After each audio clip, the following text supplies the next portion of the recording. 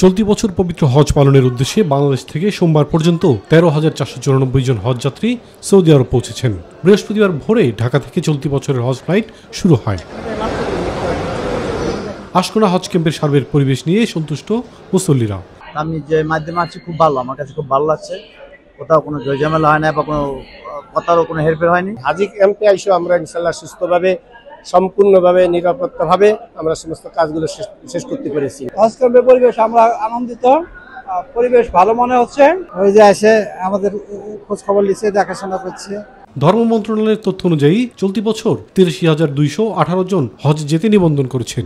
এর মধ্যে সরকারি ব্যবস্থাপনায় ৪,৩২৩ জন এবং বেসরকারি ব্যবস্থাপনায় ৭৮,৮৯৫ জন হজ পালনের জন্য নিবন্ধন করেছেন। তবে এখন পর্যন্ত ভিসা হওয়ার বাকি রয়েছে ২১,৬১৯ জনের।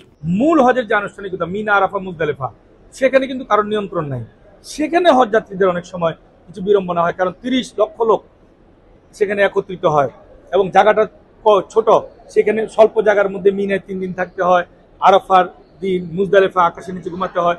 অনেক সময় সেখানে গাড়ি সময় মতো আসে না বা মিনা আরাফায় স্থান কম দেয়। এগুলিতে কিন্তু বেসিক্যালি এজেন্সি বা ধর্ম মন্ত্রণালয়কে দোষারোপ করার কিছু নাই, কারণ এই দায়িত্বটি সম্পূর্ণ সৌদি সরকারের।